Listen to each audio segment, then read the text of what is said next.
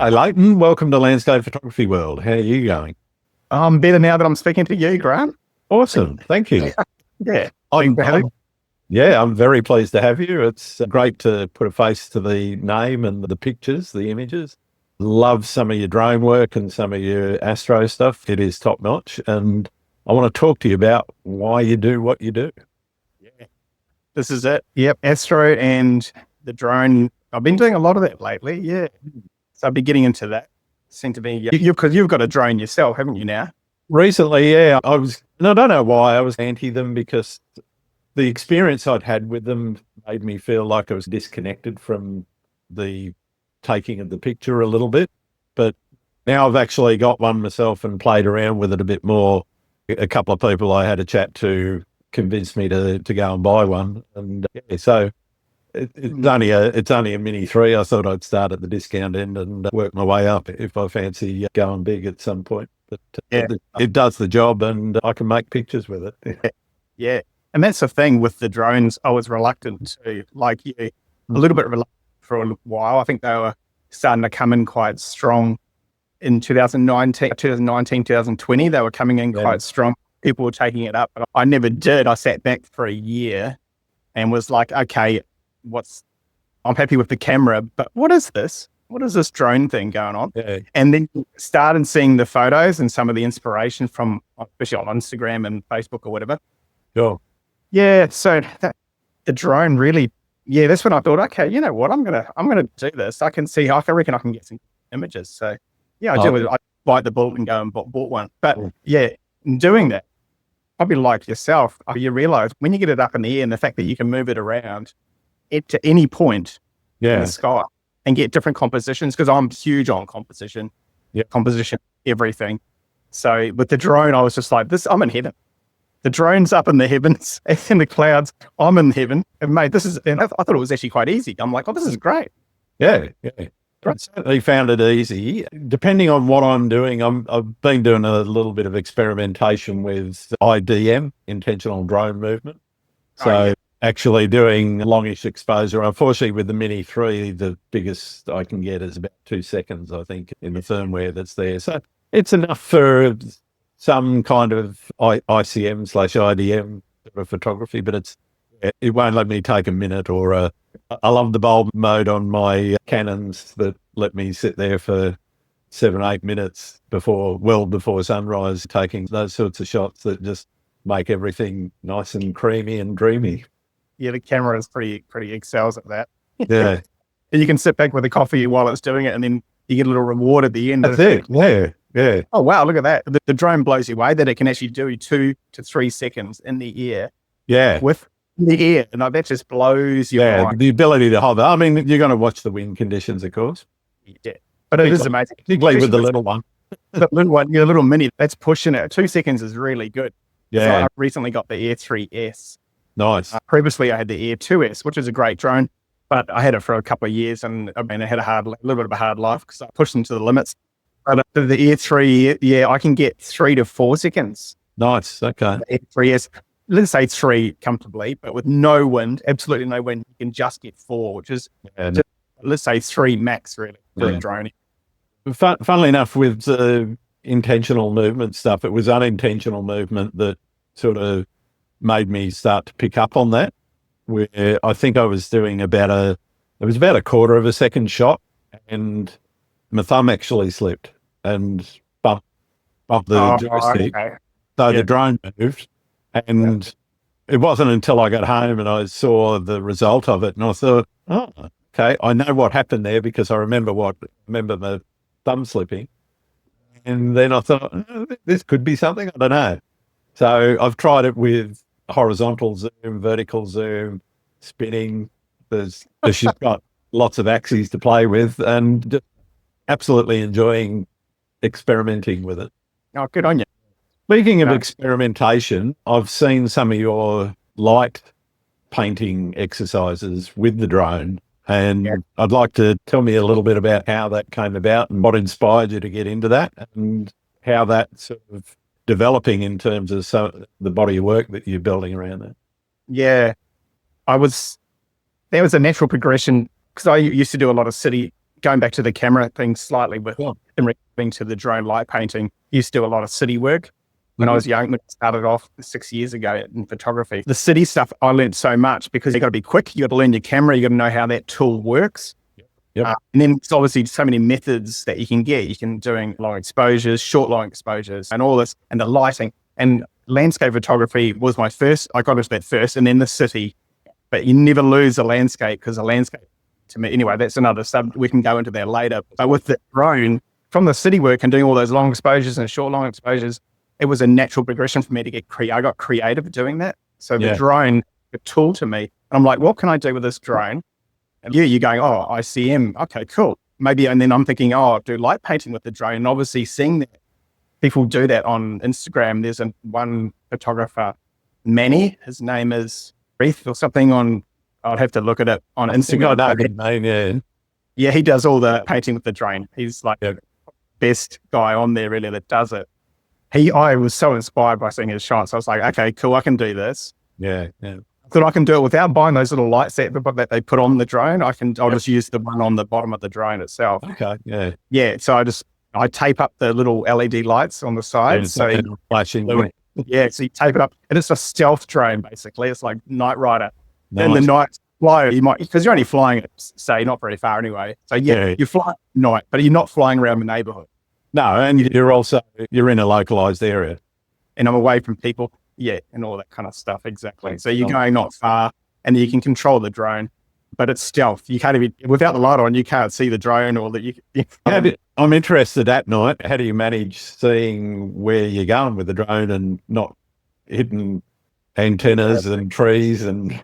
That's right. Obviously, the main thing is being there in the daytime and just in the afternoon or whatever, to make sure that you know what height you can be at, and also do a little test flight too.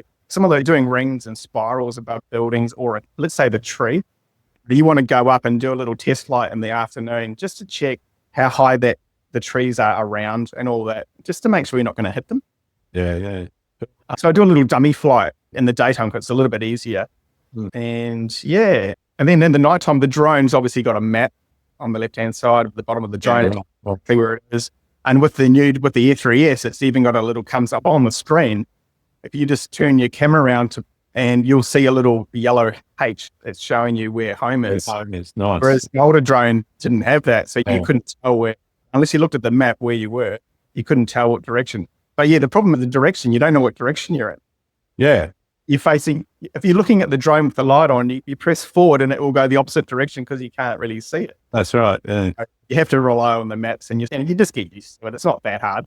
Yeah. Fair enough. It's not.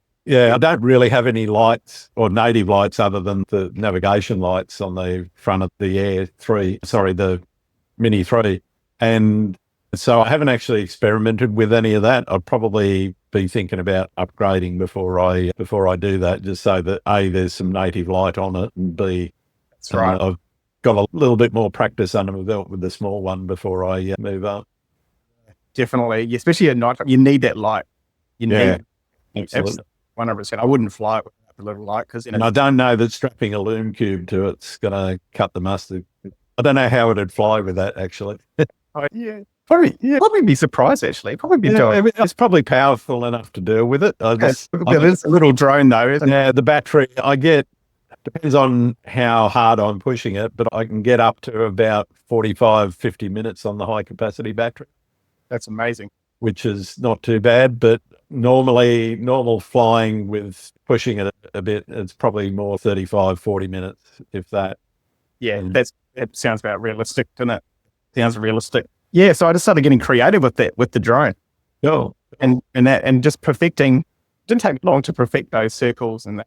And getting low with the camera helps with the light on the bottom of the drone. Getting lower so if the building's slightly higher or the tree's higher than you are from the camera point, that's a good thing.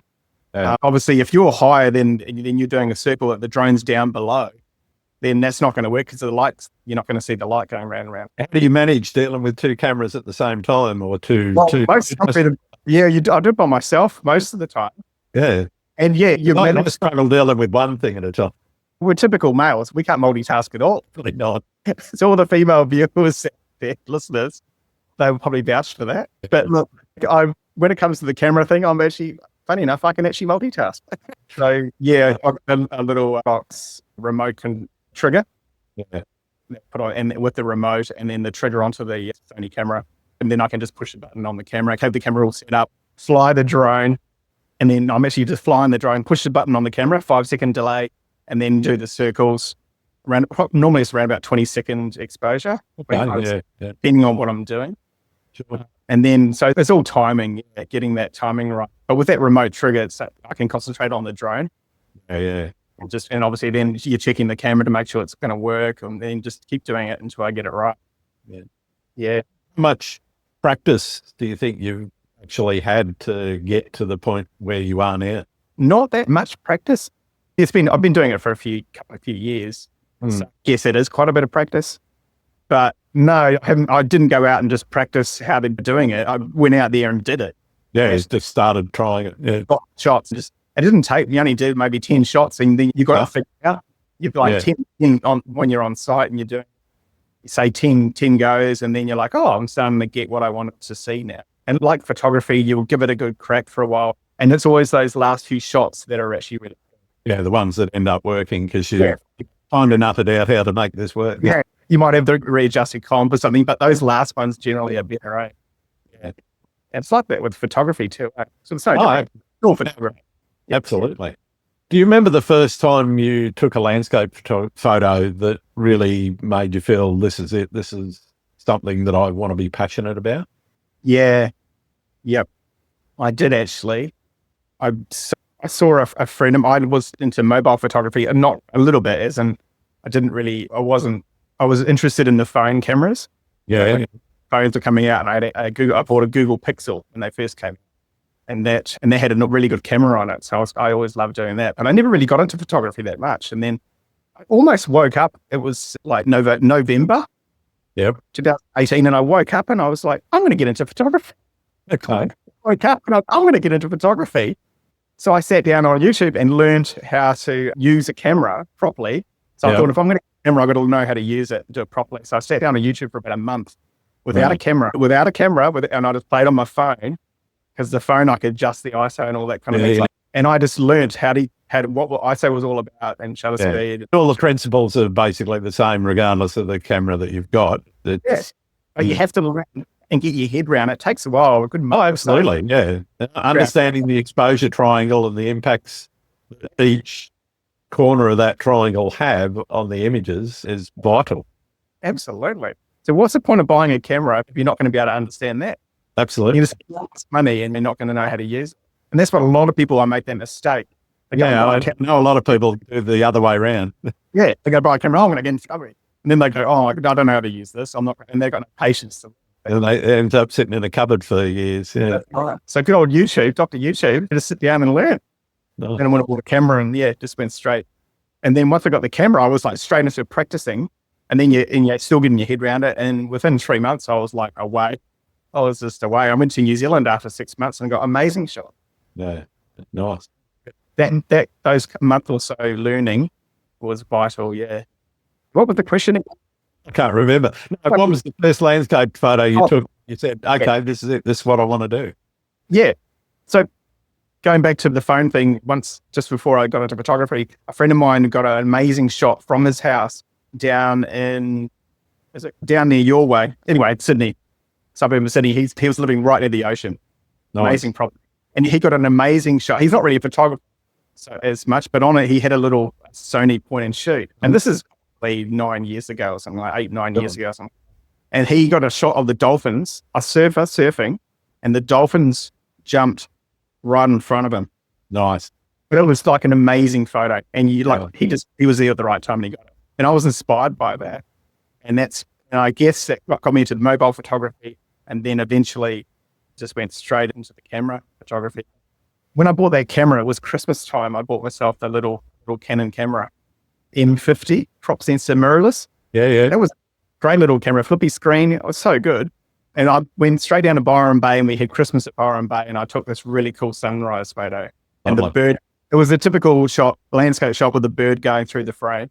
Yeah. And it was just a really nice shot. And then I looked at it, looking back now, I said, oh, it was actually quite a good composition. I got low and all that kind of stuff, and it looked quite good. yeah, I took that shot and I thought, you know what? I think I've got something here. Cool. That's a special shot because that was one of the first shot I ever took with the camera, and Wow. it worked in manual mode and the proper photographer photo where it's in manual mode and your first shots. So yeah, that was you keep going. Yeah. Yeah. I'm going to say, I remember the first time you flip it off auto and you start to mess around with manual modes and changing all of your settings so that you're starting to understand where you get to. And that first one that you do get where you go, yep, everything worked. Yes. I applied everything that I'd learned, and I applied the rules of composition or whatever you want to call them. And you've actually ended up with something that actually you go, yep, I'm satisfied with that. It doesn't look too bad. It's a nice feeling. It is a good feeling. It's a big achievement. We should really pat ourselves on the back for that because it takes a lot of learning to get to that stage without failing and going, I'm not going to do it. Absolutely. I'm not going to do photography. It's too hard. Yeah. You've broken through that barrier, haven't you? Yeah. I think I got to say it's one thing, and I mean, I've been doing this for quite some time, but one thing I did a little bit different to what I normally do when I was in Vietnam was using wide open apertures a lot. So either I've got an f4 lens and a f2.8, and for I'd say most of the trip I didn't take that f2.8 off for daytime shots. Plenty of light, but yeah, it was really nice. So working with the depth of field changes and just manually focusing, manually doing everything else around the ISO and setting the ISO to where you needed to be to get the light right and everything. It was just a lot of fun and something that I don't normally do. Normally, I might set it on aperture mode just to make it easy for myself so I don't have to sit there and do maths in my head. Yeah, true. Yeah, it's a little bit of a cheat, slight little cheat. Yeah. Like what that modes are for, though. Yeah. Absolutely. It's manual-ish. Yeah. Manual-ish. Manual light. Made sense. And all the pros use aperture priority. Yeah. Because it's made sense. Yeah. The one thing you don't have to worry about doing. That's right. Yeah. I use shutter priority a bit for real fast action shots. If you're doing surf photography and whatever, nothing beats using time mode and leave the ISO on auto. Yep. And let the camera sort that out so you're not having to constantly try and adjust it because that don't work. Especially if you're moving around a lot, you get to and autofocus. Yeah, that makes a big difference on that. Yeah, that's when you need. But yeah, going full manual focus and full control, manual control of the camera. Oh, because you did say manual focus before, and then I thought don't mean manual, just using all manual, but not the focus. But you actually are. No, I was manually focusing mainly for depth of field reason. Yeah, and it was a little bit different. It is a little bit different when you're doing longer exposures, but when you're doing, say, street photography and whatever, then I think manual works depending on the subject. If the subject's still, manual works fine. If the subject's moving and there's a lot of action, then I'll leave it to auto because the camera's going to focus usually far better than I can.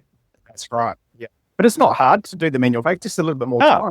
Yeah, just take if the subject ain't moving, just a little bit of a tweak and you're there. Yeah, that's right. Yeah, it just adds a little bit of character to the photos too, because you might get something but surprise you like, oh, I focused on that, but it actually works, or yeah. So no, good on you trying different things. No, just part of the game, isn't it? You've got to keep we try different things. We've got so many things in photography you can do. Absolutely. Techniques and like we're talking about. So. Yeah.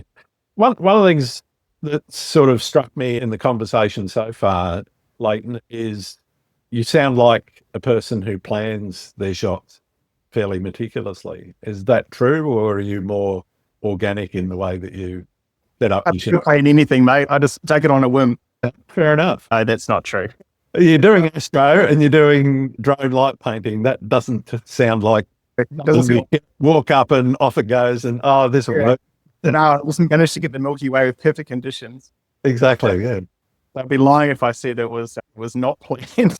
But it's nice to go out sometimes when you think that it might be good light, and sometimes you don't care too much whether you come away with anything or not, or the light's not that great, because there's that element of surprise, and you might be like, oh wow, I think I had it, because maybe it's just a low key shoot. It's not a fully planned one or anything, and it's not too far from home, so you're like, I'll just see how I go.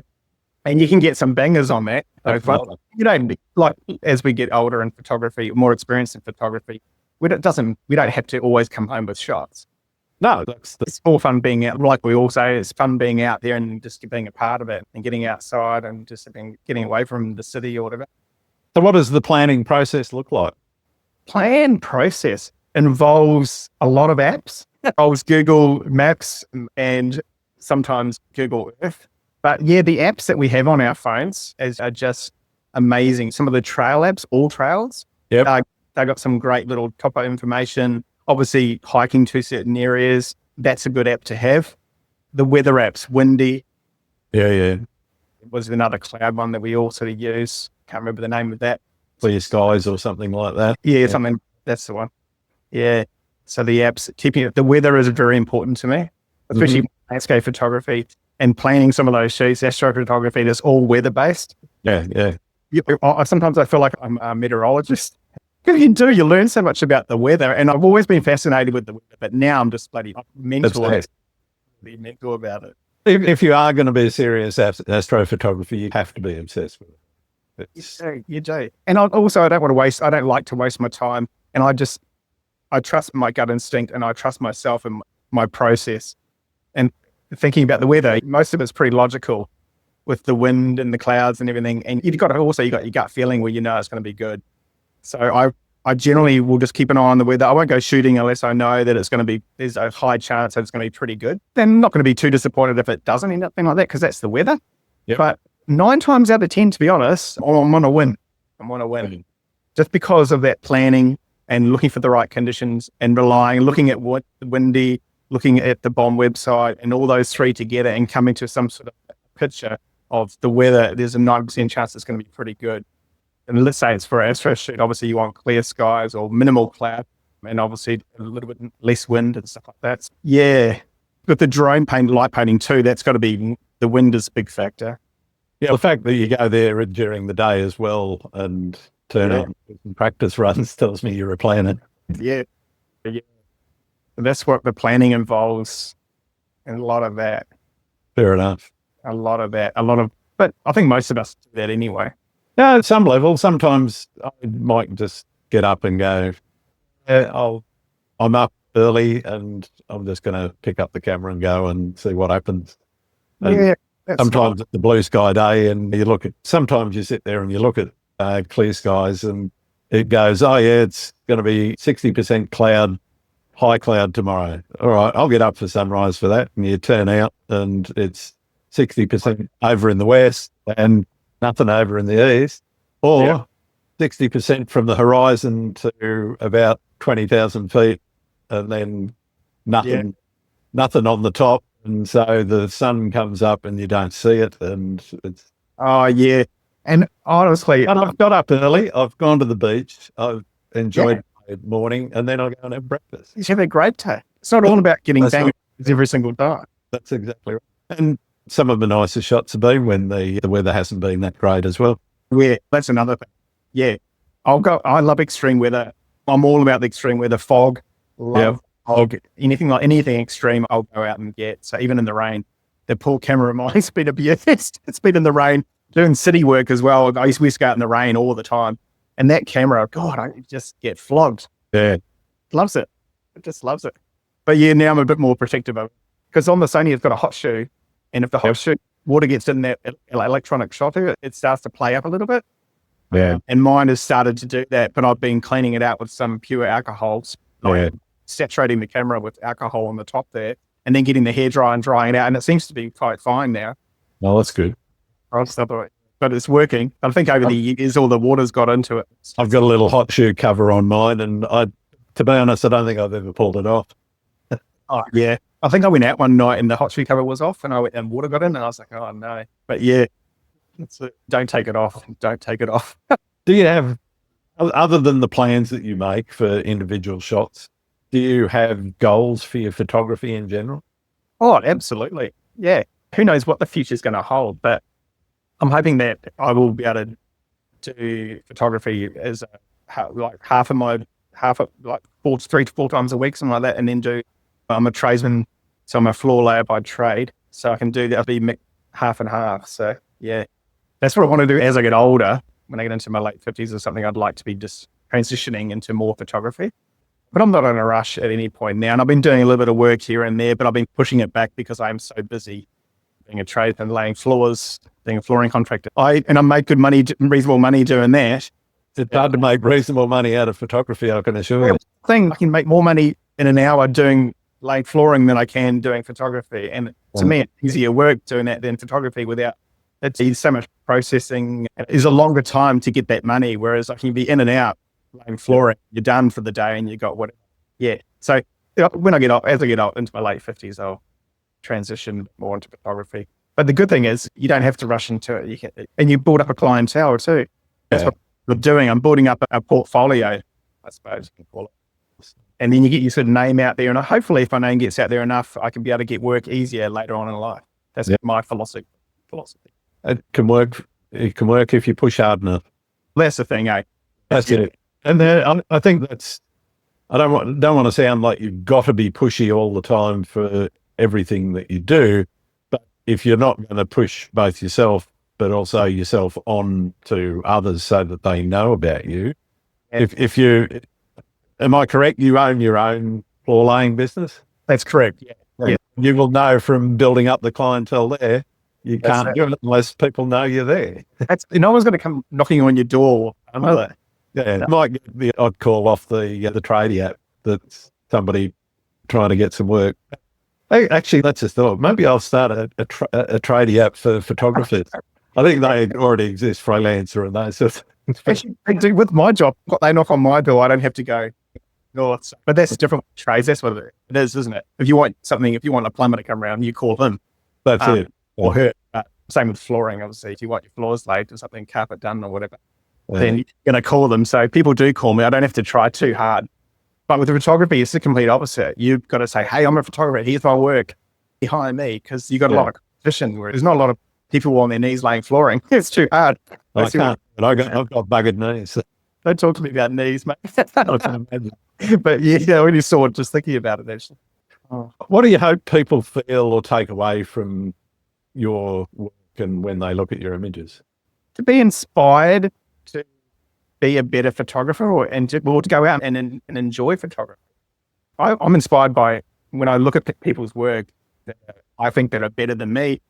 I'm just like, wow. And it makes me want to go out and shoot. I'm so happy when someone is succeeding in photography and is really good and not the opposite of being jealous or anything like that. Oh, no way. You should never be jealous. You should be really happy for that person that they're doing so well. And that's inspiring. Makes you want to go out and recreate that, something similar. Absolutely. Yeah. And be as good as you can and get up to that standard. I just love that. Love seeing, that's where social media is great for me. I love looking at all those good shots. Because I'm like, oh, wow, all that location. Oh, what an amazing location. I can do something there. And it makes you start thinking and processing and thinking, planning a trip that you could go there or whatever. Yeah. Yeah.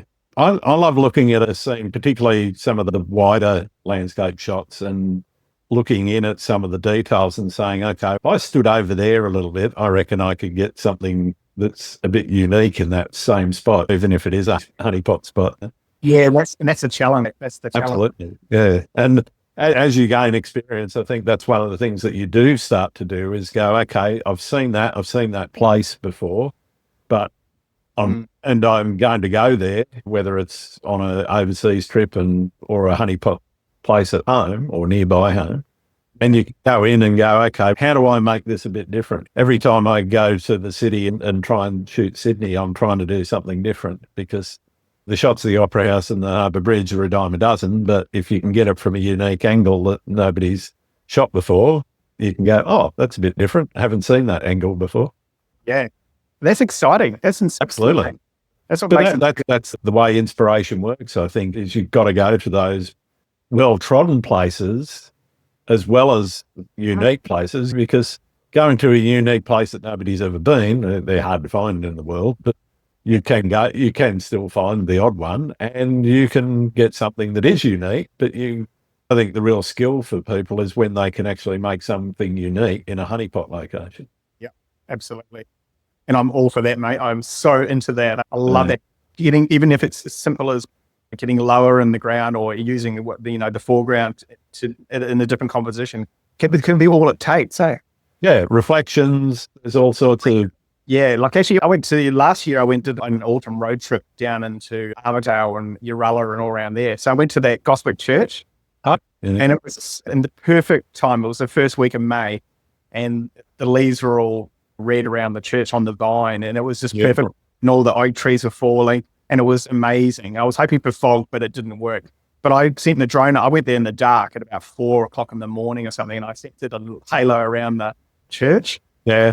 Cool shit. But when the sun broke, I was out there and I got, because we had rain a couple of days before, there was some puddles around. And I got this really cool shot of 16mm wide angle of the reflection. And there was like the autumn leaves in the puddle as well. So you got the leaves and then the water and the reflection and the church. It's really cool Gothic. And I did the Gothic-y vibe on the edit, and it looked really sick. Everybody was like, what the hell? I've never seen anything like that from that church. Yeah. Just a click. It's basically the standard 3/4 shot. There's the facade, there's the side, there's the vine around it, there's the trees behind it. Happy days. It's a lovely shot. But it's just little things like that, eh? Honeypot location. Everybody's been there. Yeah, nice. Australia. And I went there again this year, same thing. Same time I went there last week, did a road trip down to New South Wales, and I got heaps of astro, and it was an amazing trip. But awesome. I went down there because Uralla, the little township, is just a beautiful little town. Yeah. Full of photography heaven there. Even the town, the old buildings are amazing. You can take a film camera there and just go wild. I did go to that church because it was meant to be foggy, and I'm going to go out there again. And it was foggy. Nice. I was droning, did some good videos with the drone, and there was a couple of photographers there. And then I went, okay, guys, catch you later. It was still foggy. The sun hadn't broken. And I thought, I'm going to try and go down the road further because I got this really cool shot over the bridge. You know the bridge there? Yeah. There's a tree that's centered right on the bridge, at the end of the bridge. And the sky was just beautiful. The sunrise was coming in the fog. So I had the 10-second timer and run in and got a frame standing in the middle of the bridge. Fantastic. They're all looking at me like, what the hell? Because they're all down at the church there. And I'm like, how you going, guys? Anyway, then in the van, I went down the shingle road, down the gravel road, and went for ages. Ended up going down a side little road through some paddocks. It was an actual road, but it looked like you're going through someone's farm. And I just got the most amazing sunrise with the fog and the gum trees. Like it's a really Australian looking shot. But I never would have got that shot if I didn't go driving around down there. But then I finished, got that shot, flew the drone, and then went back to the church and got some amazing shots. So that area is so hard. It was worth it. But again, like we said, it's a pretty well-known location. And to get different shots and or videos out of it was good.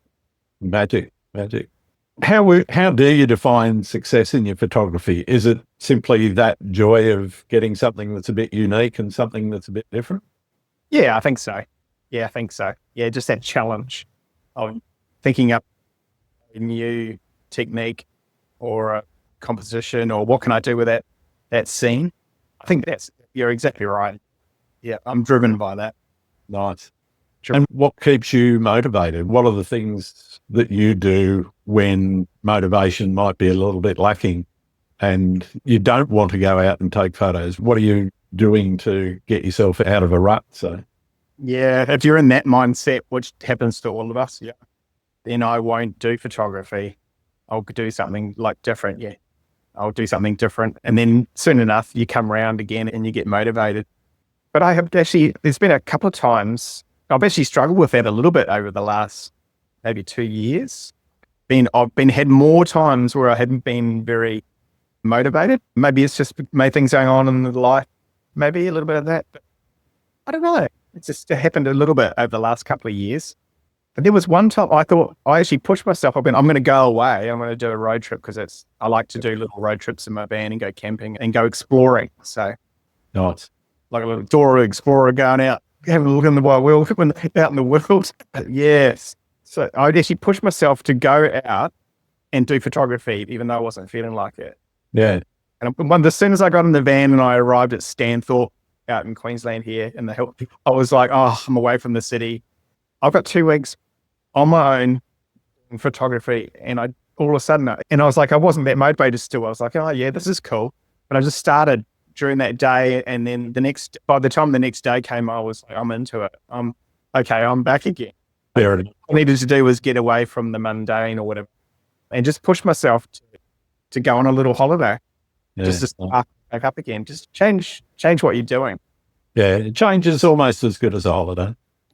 But still, I didn't actually force myself to do photography. Self in the situation where I'm going, okay, I'm concentrating on photography because I haven't been into it the last couple of months, but now I'm gonna do it, and it snapped me back into it real quick. Yeah, but it made me realize how much I do really enjoy exploring and trying to find awesome locations and getting cool shots by jumping in the van and going for a road trip. Yeah. Do you find it relaxing, or is it something that can sometimes be stressful? Yeah, it's a good question actually, because it's relaxing. But yeah, because I do a lot of freedom camping. Everything's based around photography and the weather. So stressing out during the day, I'm not stressing out, but trying to find out where I'm going to be sleeping for the night. But where do I want to shoot for the either sunset, or is it astro, or is it sunrise? And where do I want to be at what time? And can I camp and all that? So you're focusing a lot during the day of driving to the location. Do I have to drive 3 hours to get there or whatever? Sure. There's a lot of planning going on those trips. And I guess they can be stressful because you're like, you're going on time. I'm going to get there in time. I'm going to get to that campsite. I'm going to have dinner, and then I'm going to go to bed at 8 o'clock, and I'm going to wake up at 4. And then Sounds stressful. I did the element though. I love it.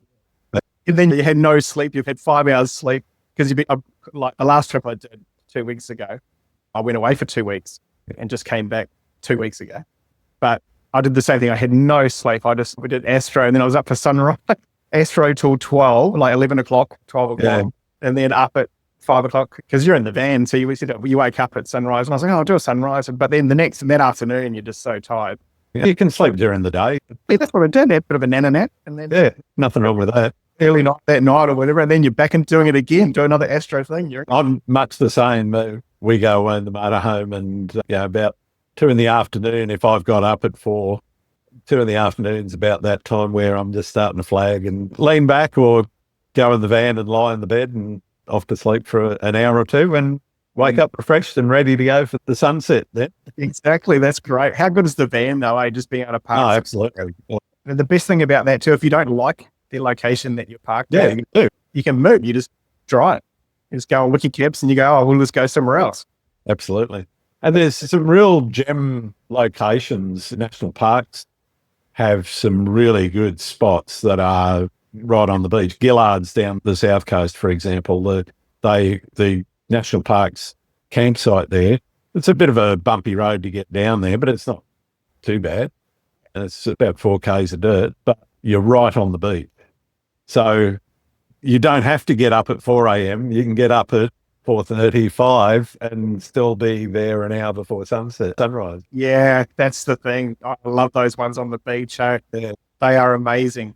And the fact that you can just roll out of bed, you half asleep and you just go down to the beach or whatever, or you go, that's amazing. Love the beach. And the great part is if you want to dump your gear when you finish and then go for a swim, the beach right there, it's absolutely takes away a lot of the stress for me. You're already on site. That's the best thing. You drive to where you want to shoot. That's the whole. You drive to where you want to shoot. You stay the night in your vehicle, and you are there in the morning. Sunrise. You don't have to drive there. You don't have to do anything. You just, like you said, roll out of bed, and mate, that is priceless. That. Yeah, absolutely. There's a few places up the coast like that as well. Crescent Head, there's a couple of places up near there. But I've stayed down the coast from Crescent Head. So you go through Crescent Head and back down the coast road there through Delicate Knobby and the campsites in around there. Yeah, and that's go too. The best part about some of those is you go out there at 5:30 in the morning and there's literally nobody else there. Not even another photographer, which for me here in Sydney and you in Brisbane, that's gold, isn't it? That is exactly. Actually, on that location is really good. That love around there. But same thing. I go into and you turn right and you go down from Crescent Head and there's all those campsites. And I always stay around there. Yeah. Beautiful. That's a beautiful part of the world around there. Nothing wrong with Crescent Head and not at all. Caravan park there. And you've got, if that's where you go if you want to shoot the cave around on the head. Yeah. On that cave. Yeah. You've got to make sure it's low tide. Oh yeah. Going to low tide, not coming in high tide. Coming in. You don't want to be there for an hour inside there when the tide's on its way in. Unless you get there right on low, you might get about half an hour if you're lucky, depending on the tide. Anyone that's been there can relate, because it's very dangerous. When you're in that hole, back in that cave, you feel very vulnerable too, and the rocks are crazy. And you hear all the waves echoing around your head and everything, and it's just like bats. Been there at night doing astro, and the bats are going around your head. And you're like, it's a funny place. It's a funny place, but can be very dangerous. It's sketchy, particularly at night. Actually, the last time I went there, I did astro. It was like this time last year. I went there and stayed there. And I was doing astro there, and I had because you're turning your headlight off and on. Yep. Then I saw some people were flashing on the top of the hill. They were flashing lights. Oh, out to sea. Out to sea, and I was thinking, and it was ruining my shots. And I was getting really pissed off. Anyway, I had to call it quits because they would just keep on doing it. Yeah. I went back up, and they said, "Oh, we thought someone was in trouble." While we were flashing the lights, because we thought someone could see the lights. Yeah, because they didn't understand why someone was down there with a light, like doing SOS. Me doing SOS. Oh, she's just doing it because I'm doing astrophotography, blah, blah, blah. And I said, mate, you ruined my shots. And I said, but thank you for caring, because if I was in trouble, then you guys would have come down. That's it. Yeah, you really want those sorts of people to be around. So my advice is, anyone going down there at night time is to tell, I don't know, whoever's around, don't worry. I might see a bit of a light going, I'm not in trouble, I'm okay. Yeah. So speaking of sketchy experiences, have you ever had any? Plenty of little sketchy ones, hiking in the dark. But a recent one was 2 weeks ago down in the Warrumbungle National Park. Oh, yeah. Camping down there for 3 nights, doing astro and all that. And I planned to go around to the bread knife, to shoot bread knife with the astro rising in the east. Okay, yeah. I had the exact location of where I needed to be, and the hike was about 6K in, 6K out. And to do that, I had to leave at 1:30. So I got up there about 3:30, 4 o'clock. It's a couple of hours. Yeah. So it's not a flat hike either. No, it's not too bad. But there's a lot of stairs, and it goes up and up. It's not too bad down the lower part, but once you get up near the bread knife, that's when it's like, more stairs? How many more stairs? More stairs. My knees are going to be sore on the way down. So I found this awesome big rock outcrop, and I had to bush bash through. I spent probably an hour and a half trying to find the right location, because it was quite and I managed to go through all this bush and bush bash up to these big rocks. And I got up there, and I was like, wow, 360-degree views. Yeah. And the perfect astro composition, exactly what I wanted. So that was me. I was parked up on the rock for the night, and I was going to walk back down to the van, and thinking I'd be back there about 1:30 in the morning. So I stayed up on that rock, I was up there all afternoon, got sunset, astro. But while I was up there, it was about 9:30 at night, and there was signs there was signs down in the campground saying they've got 1080 poison there for the dingoes and wild dogs. Oh, yeah. And I was like, oh, yeah, cool, okay. And there's feral goats and stuff up there, so you see all the goats. Yeah. Anyway, I'm down this 9:30 at night, I'm on the rock by myself, and I hear this goat go, and it was quite funny, and it was just like, it felt like a baby goat, and I was like, oh yeah. And then he made out another little cry, and I just had a chuckle. But then I heard the growls of the dogs, and the dogs just attacked the goat. Oh, you're joking. It's like the valley below the rocks, and the sound coming from that was very disturbing. I can imagine. It was so loud because there's no other sounds apart from that, and the goat just got ripped to shreds and blah blah. I won't go into the gory details. It was a bit confronting, and I was like, oh, wow. Okay. Sound like probably lucky you weren't the goat. That's right. And I thought, well, maybe I should be all right. They're walking back down, because I've already had a feed. They're feeding on me, and I'm pretty skinny, and you're not going to get much off me. But it was a bit scary walking down by yourself. There's a kangaroo bounce in front of me, and I gave me the shit. I was like, and they won't move until you're about an acre or two away from. It's just like the car. It's just exactly like a car. Right. Oh, yeah, but it was a bit freaky. They're in the bush. You don't see them until they bounce out into the track in front of you either. I've had that experience several times, and at 4 o'clock in the morning, it scares the crap out. Yeah, they're crazy things, aren't they? It's very Australian. It's very unique to have that big rat jump in front. But yeah, that was pretty freaky, I must admit. When you're there by yourself and you're in that situation, it was pretty like, oh, wow, okay, there's definitely wild dogs. And it's only you. So I had my phone speaker on and in my pocket, So it sounded like there were other voices, and I thought they might scare them. And I had my hiking poles, and I was banging, cleaning those. Just help look appear bigger than what you are. And that's all you can really do. But it was fun. That was my latest moment of, oh wow, that was a bit much. How do you think landscape photography has helped shape you or grow or change as a person? Yeah, it's made me more aware of, well, number one, the weather. Obviously getting into that more. It's just, it clears the mind. You're getting out there and just letting the mundane life that we all live, the day-to-day stuff, and let it all go when you get to do landscape photography. So that's what it's made me it always cleans my mind and gets me back to being Leighton, just being clear-headed and being on the ball. When I come back, you feel refreshed and you're good to go. Awesome. So that's what shapes me, keeps me being the person that I am. Yeah, nice. Do you think where you live has influenced how you shoot? Yeah, it does. Your surroundings always do, definitely. Absolutely, 100%. If you're in the city, you're going to be shooting the city.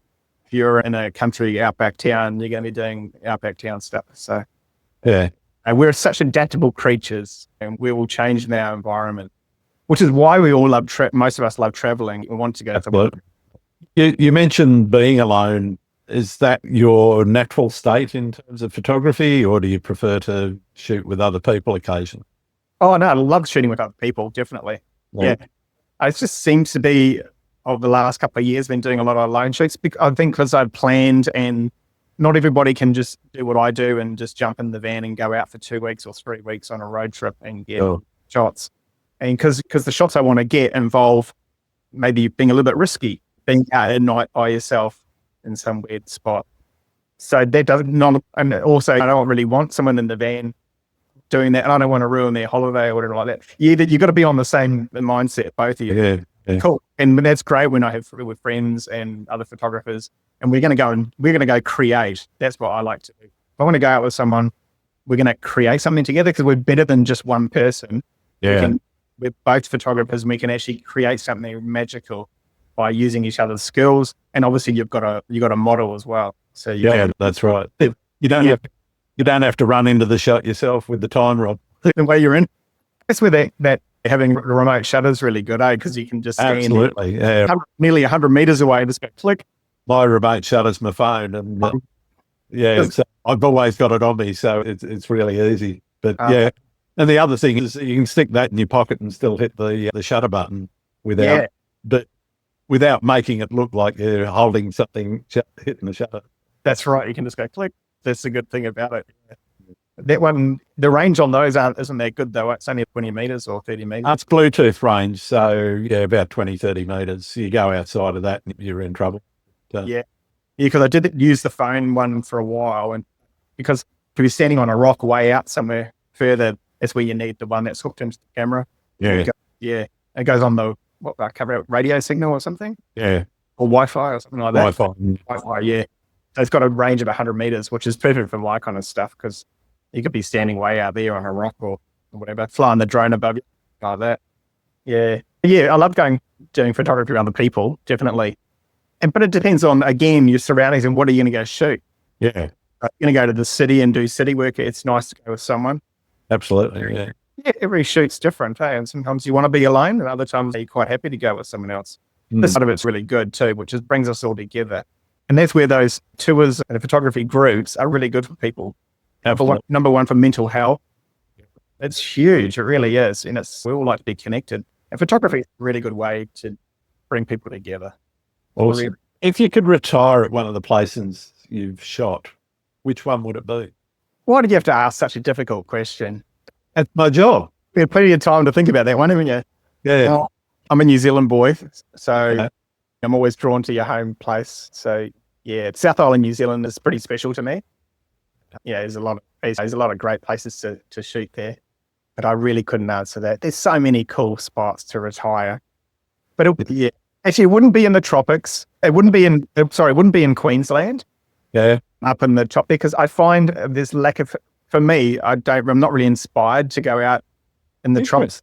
I've been up there and I've done some great shoots with the coconut trees and all that, and it's really cool. If you lived there, what I mean is if I lived there full time, I'd get bored very quickly. don't have those change of seasons, and you don't get that crystal clear aqua water and palm trees and the white sand. Yeah. Like astro is very limited because they need those clear skies. There's humidity up there's too much. And Yeah, so that's hazy. So you lose that astrophotography's gone a little bit. yeah. And you do get fog. So you do get fog because it gets all humid and that. So you'd be okay, but it's not as much fun as when you're in the cooler climates where you get those changeable weather conditions. Yeah.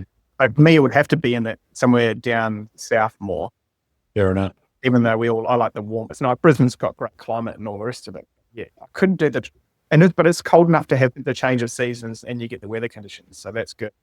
Yeah. What's the place that keeps calling you back? The one that you either have unfinished business with or that you just love going because it's great to do? That'll be the South Island. Yeah. Okay. Again, there's a few places I want to go back to and spend more time. I've been there probably I'm from the North Island, so I know a lot about the North Island. Only recently last year did a shoot around like 2.5 to 3 weeks on a road trip around the North Island. It was actually quite good, but to me, it's nothing compared to the South Island. The South Island's got heaps of cool stuff in there. So I think I would like to go back there, and I've got unfinished business. There's some spots that I want to spend at least 4 or 5 days solid shooting because just to get the right weather conditions. Because New Zealand's very changeable with its weather. So you've got to wait it out. You can't just go to the South Island and spend 1 week and expect to get good photos because you might get there and you're going to have 6 days of rain, shitty, windy conditions or whatever. I just got to have that at least 2 weeks to wait for the weather to clear, which does pretty quickly. But what happens if you don't? It doesn't clear very quickly. Yeah. So you've got to allow that time. I think that's a big thing that people miss is that they don't allow themselves enough time. They're on a big schedule and it's, just allow yourself that couple more days or whatever. And just to give you, because the weather, it will stuff you up as a landscape photographer over there. Oh, absolutely. Absolutely. You mentioned doing some workshops and tours and things. Have you thought about doing any of those yourself anytime? I haven't actually, no, but a few friends have said, you should do it. And I'm like, yeah. Just because I'm so busy with my day job, I get it. This stage of life, I haven't got time to focus on that. But definitely not ruling it out. It would be awesome to do that maybe in a different stage of life, maybe a little bit later on when I've got more time or whatever. If I'm going to be focusing on photography business wise more, then yes, I would look at doing workshops. Yeah, and I've got a couple of ideas about that. Okay. It might be a little bit different for workshops too, on the mill stuff. So don't tell them here, everyone will steal them. Exactly, they will. Yeah, I'm not saying anything, but I have some ideas about that. Awesome. Have you been on a tour or a workshop that's really resonated with you and struck you as one that's a little bit unique or different? No, I haven't been on any tours. Okay. Haven't been on any of those. No. I've just been wanting to do it on my own. I got more control. Yeah, I know. At this stage of my photography, I like to have more control of where I want to be and what time and all that kind of thing. Yeah. But though there's nothing wrong with those photography tours at all. I think they're fantastic. Yeah. For me, it would have to be a pretty extreme photography one that's maybe is in the mountains, camping in the mountains for 3 or 4 days solid. I would go on a workshop like that. It's maybe a one-on-one. We might obviously cost a lot more money, but that's definitely. Yeah, that's what I would love to do right now would be to go to Patagonia and do a 7-day extreme photography one-on-one tour or something like that. Yeah, that would be fantastic. Yeah. Where you're going to those places where he or she goes. Yeah. And hardly anyone's been and all that kind of stuff. That's what I'd pay money for to go to do. Yeah. Yeah. It inspires me to go to get that because I know that we're gonna get some awesome locations. And then again, you're up to the weather gods to whether you're gonna get reasonable shots. But even if it's shitty weather, you're in an amazing location, you're gonna get good shots. Absolutely. Always have to be perfect sunrises and perfect sunsets or whatever. It could be pissing down and stormy. That'd be amazing too. You get lightning or whatever. Who knows? Sure. Oh, it'd be any extreme weather, I'm there. Just bring on anything extreme. Sounds great. When you get back from a shoot, are you straight into your processing or do you leave it for a while to get into? I do leave it for a little while. I generally obviously back up pretty much that night or the next day and just dump the files into Lightroom. very rarely will I actually sit there and edit a photo straight away. If it's for, if I've done a little drone video or something like that, a drone video is easy, upload it onto the phone, give it a little edit on the app and post it onto an Instagram story or whatever. Or even some phone photos, I'll quickly edit up and put them on the story, because the Instagram stories are great for things like that when you're traveling and you can hang up a couple of easy photos just on there. But obviously the really important photos, or the banger ones, if you want to call it that, those ones, then I will sit on those until I get back home and I've got it on the big screen on the bigger monitor and everything. And then you've actually digested the trip and you relax and you can look at it with a clear mind and a clear head. Just go through the photos and process them too. And obviously some of them require, I do a lot of focus stacking and that if it needs to be, you might have to blend, stack the sky. So that, especially with those shots, you need to spend the time on it too. If you're doing a full arch pano of the sky and that sort of thing, you've got to know where you start and where you end it. Yeah, that's right. That's a big one where you got to process, takes a bit longer, doesn't it? Yeah. Very rarely will I come home and just smash out at some edits and bang them up. Very rarely, no. I'll sit them in. I've got so many photos, good ones on the computer, obviously, that I haven't edited and haven't posted. And you say, oh, I'll do that, but you never do. Yeah, I've got probably about, I don't know. I honestly don't know how many, but way too many panos that I've taken. And I know where they start and I know where they end, but then you've just got to... The thing I really don't like about panos is the time it actually takes to stitch them together, particularly when you've got something like 15, 24 shots or something in a pano, and it's just tedious waiting for Photoshop to finish its job. Go and make a cuppa, come back and you finish. No. Yeah, it didn't work. Didn't work. Oh, no. It's too hard. Yeah. It's in the too hard basket and you just say, no. Yeah. That's actually quite disappointing when Photoshop or something doesn't align it properly and you're just like, oh, okay. I found the manual align works reasonably well sometimes. You've got to play around a bit with it. Yeah. But sometimes it helps you out of a bind where Photoshop's struggling, but it's when it starts putting weird bends in the landscape because it's interpreting things not quite right. That's right. You've got to have a couple of goes at it. Yeah, you've got to have a couple of goes at it. Yeah, so you can get you can lose interest in that photo pretty quickly. Yeah, it sometimes takes more time than it's worth. This also makes you realize how many shots you got to take to be safe with panos. Oh, absolutely. Yeah, good that you overlap a lot, and you're like you only use maybe 20%, 20%, because you don't want to get home and it not work. Hey, no, absolutely not. It's one place where I use the rule of thirds grid on the camera. I turn it on those, and that way, I know what I've quarter or third. Doesn't matter which one, as long as you've got a nice location. That bit on the right-hand side of the screen is going to be that bit on the left-hand side of the screen at the next turn of the camera. That's right. And you got to allow enough on the edges too. It's around because you really takes a little bit of trial and error, a bit of learning to do panos. Yeah. Shoot more than you need because it not work. If the computer says no, and you're like, oh, it can be disappointing. Well, sometimes editing can be I get a bit frustrated with editing because it takes. If you're a perfectionist, it can take quite a while, and you get too fussy. And I myself and go, come on, it's just a photo. It's just a photo. It's just a photo. If it's a special photo, that it takes time and to process. They're all our little babies. Our little babies, but sometimes I get a bit like, oh God, 2 hours and I've only done half of them. What's your average edit session look like for one image? Yeah, probably a couple of hours. Okay. A couple of hours, easy. Even for just an average photo. Yeah. But also, like one I'm not going to post anything that I don't like, so I'm going to spend a bit of time on it. But easily 2 hours, because I look at the clock. If I come home from work, maybe it's 2:30 in the afternoon. I won't be finished till 4:30. Even then, I'm like, then I'll just sit on it and I'll wait. Tomorrow I'll have clean eyes and I'll look at my phone during the day and I'll go, oh, that needs to be changed. And then I'll spend another hour again the next day. That's not around getting it right. And then I'm like, okay, and I'm happy with it now. And then I'll post it. Yeah, I'm fairly particular about which ones I take that kind of time on.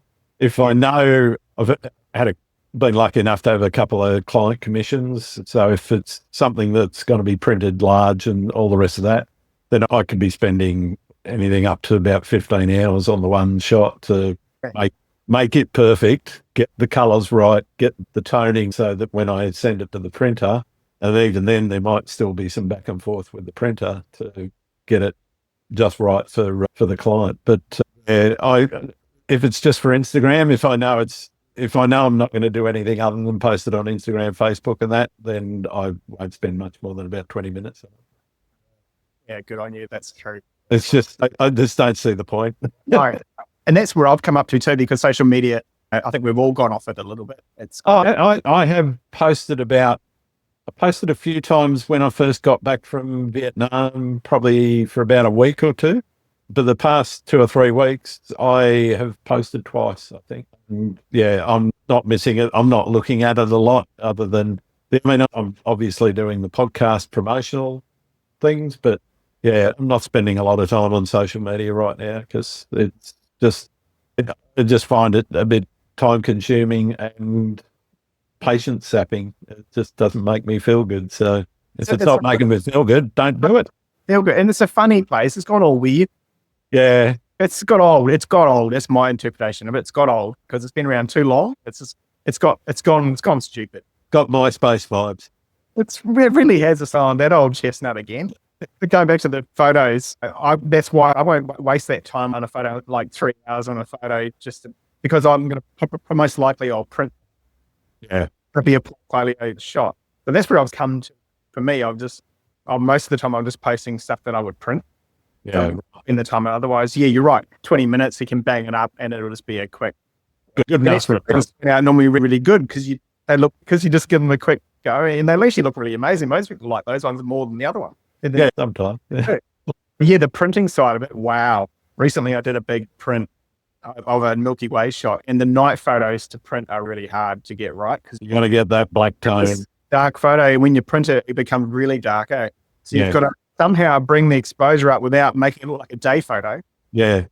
So it's really, and you've got to get your blacks right. It's huge. And the blacks, the browns, and in the Milky Way, and the yellows, I always struggle with prints. Yeah. Yes. You've really got to play around with those colors and tones just to make it look like it looks on the screen. Yeah. Right. That's exactly it. And it's frustrating.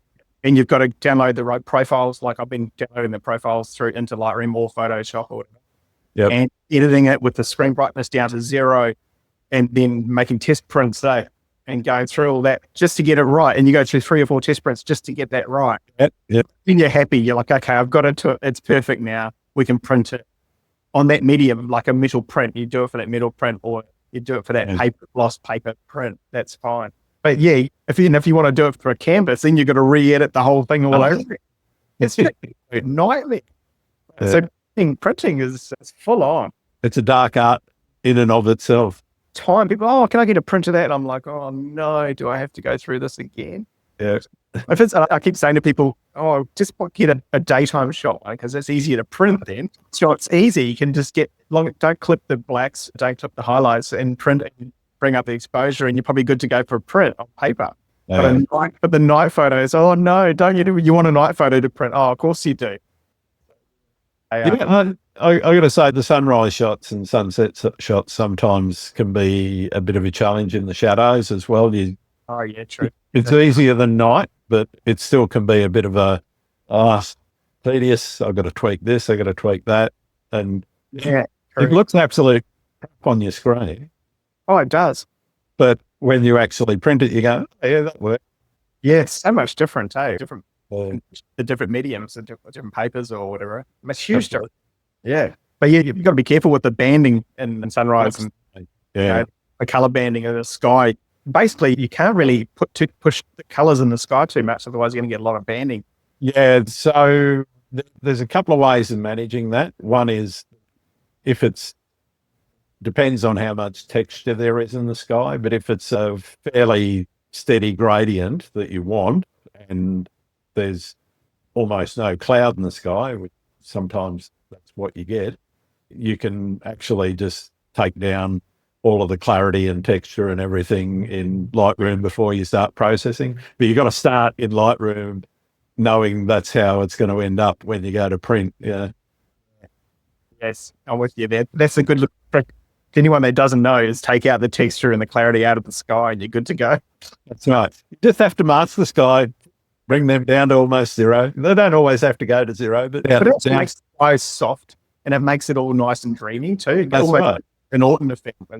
Almost, yeah. I've used the Orton effect occasionally when I've forgotten to do the processing in Lightroom and I don't want to go back.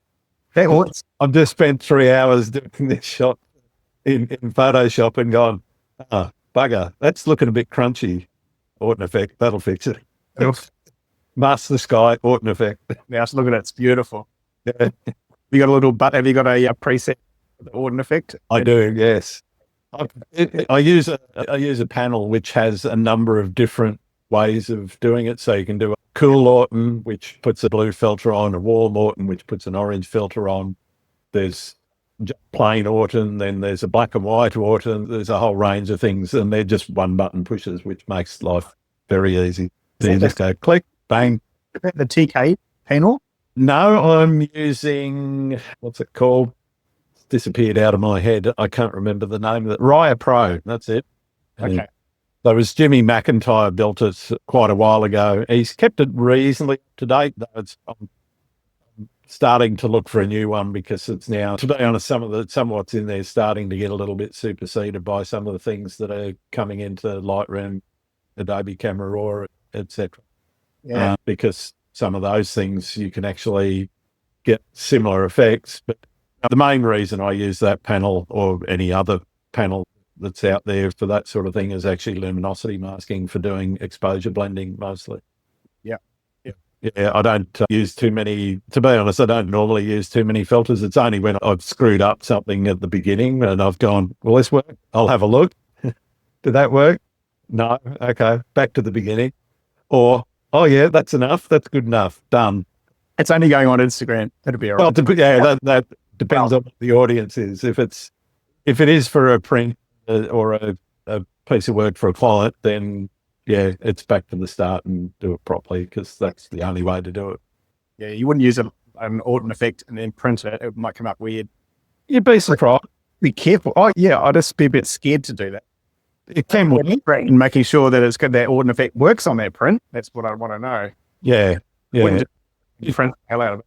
Yeah, it does depend on what it is. And the beauty of using masks as well makes it a lot easier because you don't apply the Orton effect to textural areas that you want to. You want a bit of crispness in the edges and crispness in the textures of, say, rocks or trees or water or something. Then don't touch it with Orton unless that's the dreamy look that you want to go for all over, in which case, yeah, go fill your boots. You just want to highlights, you don't want to go in the shadows. Yeah, that's it. Yeah, it's more where there's gradients that you want to be careful of. So it's usually, for me, if I use it at all, it's usually in a sky that as I say, that I forgot to get onto with the texture and clarity sliders early on. Oops, forgot that one. Oops, Daisy. Yeah, Lightroom's amazing how it's come. I use Lightroom 90% of the time and then just go into Photoshop to do those final touches, or if you need to blend something or maybe an Orton effect, or normally I give a bit of a pop in Photoshop. Just for this, my finishing, I just bring it into Photoshop and give it a pop and then we're good to go. Yeah. And Lightroom's got so good now. It has. And the new masks, have you seen that? Yeah. Oh, I use it. The minute it updated, I was like, boom. Oh, how good is this? It does the sky and then the foreground. Yeah. If it's got a mountain, it'll even tag it. This is mountains. This is tree. Water. Oh, yeah, thanks. I'll do the water. I'll do the mountain. How good is this? It's Photoshop for dummies. Exactly. We are the dummies. But you know what? I'm happy to be a dummy because it works so well. That's right. I workflow shorter. Yeah. There's little tricks into with doing those masks, Lightroom. A lot of people are not really aware that when you do, say you go in there and you mask out the sky, you actually go subtract sky again. Yes. And then it makes a little copy of the foreground in like the trees or something. In it gets rid of halo edges and that sort of thing. Yeah. Invert it and then it'll go right back to the sky without the tree in there perfectly almost. So that's a little trick. Yeah, a lot of people don't do the sky. Still struggle with hair and fur though. Yep, you zoom in and it's getting better and better though. Better, but it's a lot better than it used to be, but it's still struggle. I guess there's got to be limits when a hair might only be 2 pixels wide or 1.5 pixels wide. Is that background or is that? I get it. Rush out and you're in there at 200% going, oh, you got it. I got that little bit. That's just perfectionist going on there. Grant. Yeah, it also harkens. I used to do game screenshot editing, and the whole goal in that was you would take a screenshot in a game and then make it look like a photo.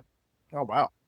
And so this was how I cut my teeth. I learned a hell of a lot about Photoshop and how it worked. And one of the things that you have noticed, particularly when I was doing it back in the mid noughties, 2005, 6, 7, graphics back then in games, you ended up with these, what we call jaggies along edges, because if there was a diagonal edge, it had to step it. Now, with dithering and everything and graphic technology now, that's a lot less, but it still exists because each pixel is actually a little square. And yes, so on these diagonal edges, I'd be sitting there smoothing. Oh, wow. Line by line. So yes, that's why when I got into masking and whatever, it was like, okay, this is like this. And when you're doing hair and trees on horizons and that sort of thing and getting those little fine details. 200%. Again, I don't always do it. If it's just an Instagram one, who cares? No one's if it's for a print and I know it's being blown up, then I want to make sure there are no halos, there's no little artifacts. And I will even delete a tree or two if I have to, just to make my life easy. Because you can, right? Yes, you can. Yeah. That's what today's technology is really good in that respect. Absolutely. Have these tools, and Lightroom's actually making it a lot easier for us to do these things where even 5 years ago, it would have taken you ages to mask out the sky. Oh, yeah. Before TK panel and iPro and all those things, the manual process of creating a luminosity mask, who has the time for it? Well, nobody. That's what you did if you wanted to get it done. That's right. Yeah, you just go click, click, and she's good to go. That's it. No, it is. What's the best and or worst advice anyone's ever given you? Best or the worst advice that anyone has given me? I think the worst would be what you gave me tonight. Nothing. And the best too. Actually, sorry, Grant. I know the best. You gave advice being on this podcast. I honestly, I'd probably have to think about that one a little bit longer because, that's all right. Too sure about that. Yeah, everything comes and goes for a reason. People say things for a reason. Yeah, absolutely. What's the biggest challenge facing photographers right now? Biggest challenge is the competition between each other. Maybe not I think that's definitely a problem. There's a lot of competition. There is a lot of competition. To stand out as a photographer. Yeah. If you're talking about being seen in the torrent of images, you've got to. Then I get what you mean. But initially, I took it to mean the attitudes of various photographers. Now, I'm not saying there aren't photographers out there that are a bit competitive. My experience, anyway, has been very cooperative. A lot of people are more than happy to share location details or how-tos on various things without any real bother. No, that's fine. Yeah, I'm probably talking work-wise. What you mean? Sorry. Okay. Yeah. Well, what I meant by that, the competition was work-wise. Like there's a lot of photographers, and in order to get work, you're competing against a lot of people doing the same thing. So the price-wise, and that's from the other point is money. Yeah, you can make some good money, especially in videography these days because it's more common. That's what people want. Absolutely. It's a lot harder if you're going to be just a photographer. It's going to be a lot harder. Particularly a landscape photographer too. There's certain people like William Patino, and there's certain people that are succeeding in that and doing workshops and all that. That's fantastic. That's awesome. Yeah. But not everybody is going to do that and succeed like they. No, that's it. They've worked really hard. They've got a name for themselves and they've done it for years. So good on them. But yeah, I think it's going to be harder and harder as the technology gets better and better just to be just a photographer and to make good money. I think that's a hard thing photographers are going to struggle with. Absolutely. Yeah. If you can't be raw talent. No. If you're good at photography, you're going to do well. But you're standing out of the crowd. And you're real, and you're not a robot. You're not AI. You're doing a natural image. You're making art. Yeah. Then you will succeed.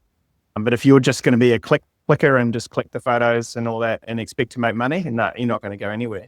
You got to, like we said before, you got to put the work in. Absolutely. You've got to have the talent too. I think if you've got the talent and you know that, and people are telling you, wow, you're good, then go for it. Definitely. But it's going to be a hard road and you're not going to make a huge amount of money initially, eh? No. I think that's a bit of a struggle as things go on for photographers. Yeah. A couple of points there. What do you reckon the future of photography holds? Yeah, it's still going to be there. You can't beat the raw. Like I said before, you can't beat the raw, the power, a personal touch to an image or in capturing that moment. You can't, you type it into AI and it pops out that same image. Everybody knows it's fake. Yeah. It's never going to be the same. You can't beat the human eye. No, definitely not. Just a human touch. A robot can't get that. They'll try, and maybe in 50 years' time, it'll be pretty close. The human touch will always win. I think you're right. I think photography will just keep going like it has and evolve. And yeah, it won't change. It hasn't actually changed in that respect. Talent always wins over technology. They were worried about digital, weren't they, from film? It's turning. We're turning digital. It's going to be so fake. And then video came out, and then there was 3D photography, and people start thinking, "Oh my god, I'm going to lose my job." Yeah. But no, same thing. It'll just evolve. Everything evolves. That's right. You just got to go with the times. You got to try and learn and evolve with. It's harder as we get older, though, to keep up with it. For the 20-year-olds, they're like, "Oh, we got this." Yeah, this old dinosaur is evolving very slowly, I can assure you. This old T-Rex.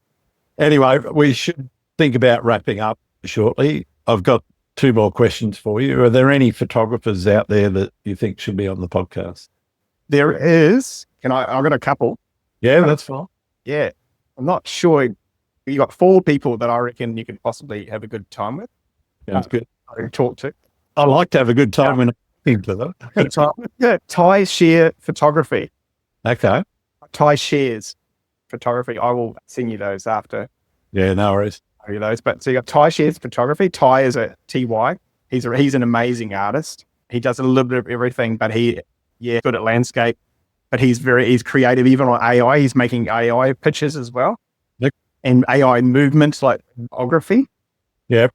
Images and videos. It's really weird. Not weird. It's weird because it's so different, quite different. Oh, yeah. But he takes beautiful landscape shots and silhouette city shots. He's very talented. Love his work. And he's a really nice guy. He lives in Perth. There's another guy, Piratescapes.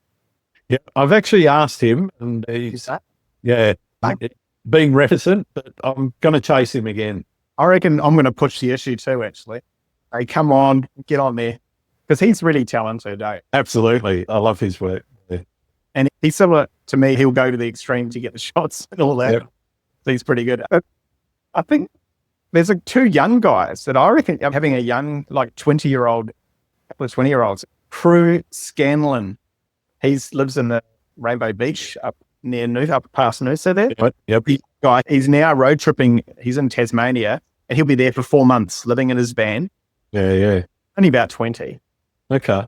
And he's a naturalist. So he only gets nature photos. Yep. But he's hiking up the mountains. Like right now, he's in the snowstorm in Tassie and I watched his story and he's hiking through to the top of the mountain. And he's like, no, I had to turn around because it was too dangerous and I was going to fall through possibly in the snowpack. Yep. Our snow, he didn't know what was underneath. So he's turned around to go back down. And he'll be there for 4 months living in his van through the winter in his van. Only a young guy and he's obviously like a computer, something to do with a computer coder or something. Yeah. Not too sure 100%, but something like that because he's working from his van. So he's a great guy to talk to. Full-on, purebred landscape photographer. Fantastic. Also another guy, Tom Ray. He's in New Zealand. I've seen Tom's work, yeah. I haven't spoken to him yet. But he'd be another one. He'd be a really good guy to get on there too. Another young guy. He's only 20. Yeah. He was 18, 2 years ago. So 20. Awesome. And he's so talented. And because he's young, I just think he'd be just really fresh mind. Good to have a chat to on a podcast. Awesome. Thank you. The final question, I think. No, I don't.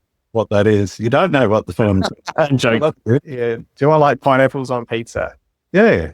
Do I like pineapple on pizza? If it was there, I would eat it. And if it's not, I'd rather it not be. But if it's there, it makes it, sometimes if it's not cooked enough, it can make it all wet. Oh, yeah. No, it's makes it too steep. You've got to cook it out and fast, and don't just empty the can on top of the pizza. sometimes that's what they do, and you're like, oh, Yeah, you strain the juice because the juice itself from pineapple, it's chunks of pineapple, tastes fantastic. I love that juice straight out of the can. oh, that's the best bit. I just pour it straight into a glass, hold the lid over the top of the can. You have to top the top, pour the juice in the glass like that. Maybe that's the question. It should be, do you drink the juice out of the can? I know there are people that can't drink pineapple juice or can't eat pineapple because of the enzymes that are in it, and it has some kind of bad effect on them. But it's a bit like a gluten intolerance, but it's a pineapple intolerance. It's rarer. It's too much, but yeah. Yeah. Definitely see how something like that would happen because it's quite a strong. Yeah, it can be. Yeah, particularly when it's been in the tin for a while. Yeah, Oh, but that's the best though, isn't it? Drinking the absolutely. but on pizza, yeah. Look, I'll take it, but yeah, if it's, I'd rather it not be there. Fair enough. And if anybody hasn't caught up, last week was my 200th episode, and I announced the results of the poll at 200. So you're number 201. So it's another one in the maybe column. Ah, there we go.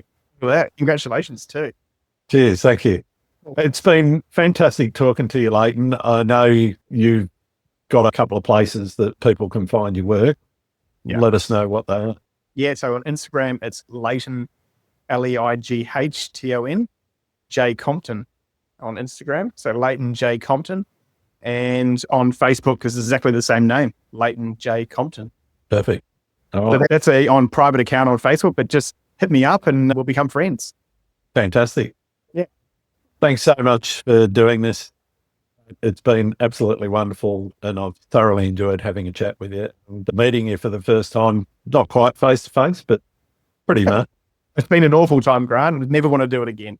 Okay, fantastic. Get off. But nah, thanks very much, mate. I appreciate your time. Thank you. Cheers. Thank you. Thanks again for listening to Landscape Photography World. Pardon me. Thanks again for listening to Landscape Photography World. I hope you enjoyed the show, and keep listening because I'll be joined by some great guests in upcoming episodes. You can find my work in this podcast on grantswinburnphotography.com. I'm also on Vero, Photo, YouTube, Instagram, and Facebook. Don't forget to like and subscribe. I'm Grant Swinburne. Hope to see you out shooting soon.